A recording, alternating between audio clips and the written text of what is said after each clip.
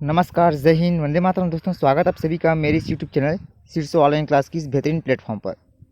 आज की इस वीडियो में हम डिस्कस करने वाले हैं मानव मस्तिष्क की संरचना और उसके कार्य के बारे में। आज की इस वीडियो में हम यहाँ पर जानेंगे। सब्सक्राइब कर ले यहाँ पर सबसे पहले यदि आपने अभी तक हमारे चैनल को सब्सक्राइब नहीं किया है तो, और साथ में बेल आइकन को भी प्रेस बिल्कुल कर लें ताकि आने वाले आगामी वीडियो को नोटिफिकेशन आपको बिल्कुल टाइम पर मिल सके। तो चलिए हम यहाँ पर जान लेते हैं। मैं आपको थोड़ा सा मस्तिष्क के बारे में कुछ बेसिक पॉइंट आपको यहाँ पर बता देता हूँ। क्वेश्चन हमसे पूछा जाता है कि मस्तिष्क को प्रमुख रूप से कितने भागों में डिवाइड किया जाता है। तो देखिए यहाँ पास मस्तिष्क को प्रमुख रूप से 3 भागों में डिवाइड किया जाता है, जिनमें से हमारा पहला आता है यहाँ पास अग्र मस्तिष्क, दूसरा में यहाँ पास आता है मध्य मस्तिष्क, तीसरा यहाँ पास आता है पश्च मस्तिष्क। ये 3 इसके बेसिक पार्ट्स होते हैं मस्तिष्क को यदि हम समझे तो, ठीक ना। तो कुछ जो भी पॉइंट्स यहाँ पास रहेंगे मस्तिष्क की बेस में, जो कि बेसिकली एग्जाम में देखने को हमको मिलता है, तो वही सारी चीज़ें आज की वीडियो में यहाँ पास हम जानेंगे। देखिए यहाँ पास जानते हैं हम मस्तिष्क किसे कहते हैं। तो देखिए मैं आपको बताना चाहूँगा कि मस्तिष्क एक जटिल अंग है।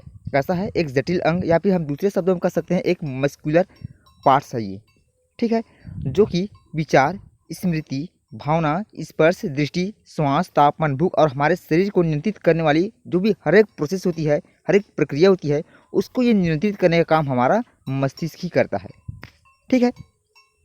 देखिए यहाँ पास स्तनधारी की यदि हम बात करते हैं तो इस स्तनधारी में मस्तिष्क सिर के ऊपर होता है, जो कि खोपड़ी से कवर होता है। किससे ढका होता है? ये खोपड़ी से पूरी तरह से ढका होता है। यह मस्तिष्क को सुरक्षा प्रदान करता है और कई जीवों में मस्तिष्क अन्य भाग पर भी हो सकते हैं, ठीक। ये जरूरी नहीं कि सिर्फ उसके मस्तिष्क जो है सिर्फ सिर पर ही हो, ठीक है। मनुष्य का मस्तिष्क सभी सजीवों में सबसे जटिल होता है, ठीक है ना, सबसे जटिल। अब जटिल का मतलब ये नहीं है बताएंगे हम यहाँ पास कि जटिल का मतलब आप काफ़ी अब ऐसा टफ बता सकते हैं, ऐसा हम नहीं बताएंगे। जटिल का मतलब हम यहाँ पास बताएंगे, रिलेट करके चलेंगे, काफ़ी जो है विकसित होता है, ऐसा हम यहाँ पास बताएंगे। इसलिए मनुष्य इतना जो है विकसित हो पाया है। नीचे मनुष्य के मस्तिष्क की संरचना का विस्तार से हम यहाँ पास वर्णन करेंगे, जिसको आपको सभी यहाँ पास बिल्कुल ध्यान से लेकर चलना है। अब देख सकते हैं यहाँ पास यदि आपसे पूछा जाएगा कि मस्तिष्क एक कैसा अंग है, तो हम यहाँ पास क्या बताएंगे कि मस्तिष्क जो है एक मस्कुलर अंग है, मतलब मांसपेशी युक्त एक अंग के रूप में ये जाना जाता है हमारा मस्तिष्क जो है, ठीक। क्योंकि इसमें एक भी जो है पसली या फिर कह सकते हैं बोन्स इसमें नहीं पाया जाता। अब देखिए यहाँ पास मस्तिष्क की यदि हम यहाँ पास संरचना को समझें या फिर जानें तो हम यहाँ पास क्या बताएंगे कि औसतन वयस्क, ठीक है ना, व्यक्ति में मस्तिष्क का वजन जो है लगभग 3 पाउंड होता है। अब यहाँ पास भाई पाउंड का मतलब क्या होता है? तो पाउंड का मतलब ये भी जो है एक वेट की एक यूनिट होती है, मापने की कह सकते हैं इकाई होती है। जिस प्रकार से केजी होता है, किलो होता है, ठीक है ना, उसी प्रकार से ये भी क्या है, पाउंड एक प्रकार की मापने की एक इकाई ही है, ठीक है। और इसमें लगभग जो है 60% वसा होता है और शेष इसमें 40% इसमें पानी, साथ साथ इसमें प्रोटीन भी होता है, कार्बोहाइड्रेट होता है और इसमें लवण पाया जाता है। तो ये मस्तिष्क की कुछ यहाँ पर बेसिक पॉइंट हैं, ठीक है। अब यहाँ पर जानते हैं मस्तिष्क की संरचना एवं कार्य के बारे में कुछ इंपॉर्टेंट फैक्ट। और मानव मस्तिष्क अनेक जटिल संरचनाओं से युक्त एक महत्वपूर्ण अंग है, जैसा कि मैंने आपको अभी बताया था। जन्म के समय ही अन्य अंगों की तुलना में मस्तिष्क जो है, ठीक है ना, काफ़ी जो है परिपक्व रहता है, ये भी हो चुका होता है। इसलिए मनुष्य के विकास संबंधी जानकारियों में 2 बिंदुओं को हम यहाँ पास वरीयता देखे चलेंगे, जिनमें से हम प्रथम अति सूक्ष्म मस्तिष्क कोश क्या है, द्वितीय में यहाँ पास लेकर चलेंगे प्रमस्तिष्क कॉर्टेक्स मस्तिष्क की भी जटिल संरचनाएं, जो कि बौद्धिक क्षमताओं के विकास के लिए काफ़ी इंपॉर्टेंट व जिम्मेदार होते हैं।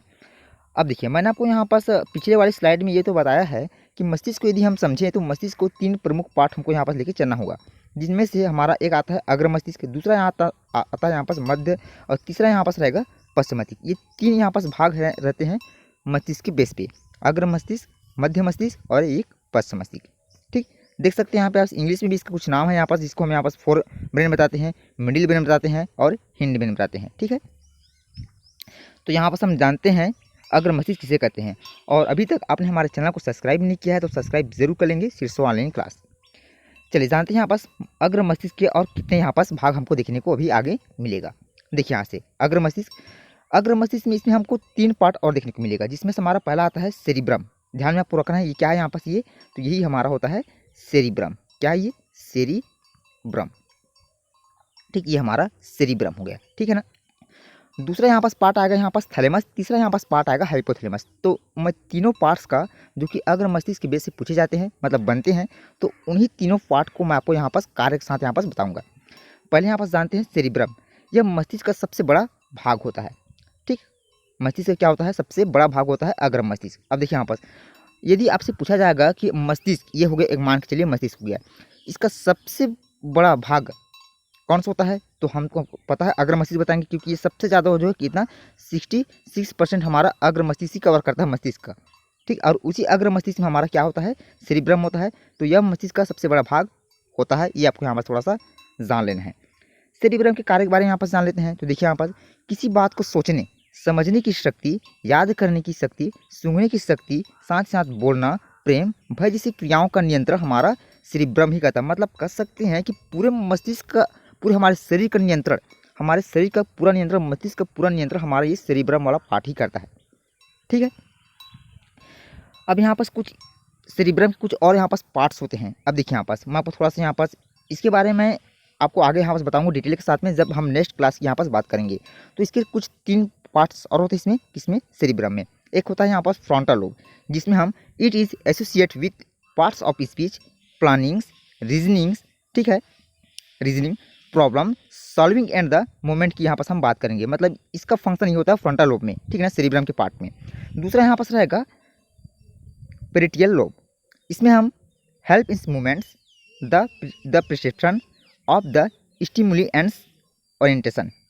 थर्ड वाला यहाँ पास रहेगा ऑप्टिकल लोब, जिसमें हम relative of the visual processing की यहाँ पास बात करेंगे। ये सबका एक नियंत्रण वाला प्रोसेस होता है ना। और यहाँ पास रहेगा चौथा यहाँ पॉइंट रहेगा टेम्पोरल लोब, जिसमें हम related to perceptions and the recognition, memory, auditory stimuli.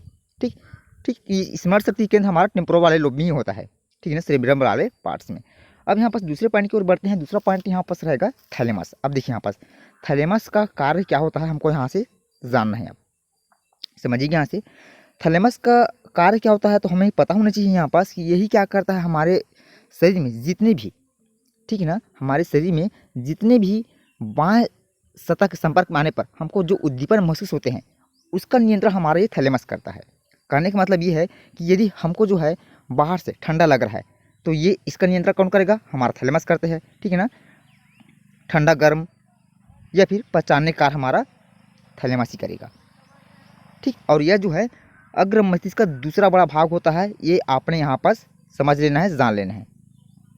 ठीक, तो मैंने आपको ये बता दिया है कि बाहर से जो भी उद्दीपन हमको महसूस होता है, उसका नियंत्रण हमारा थैलेमस करता है। ठीक है, अब अगला यहाँ पास पॉइंट रहेगा हाइपोथैलेमस।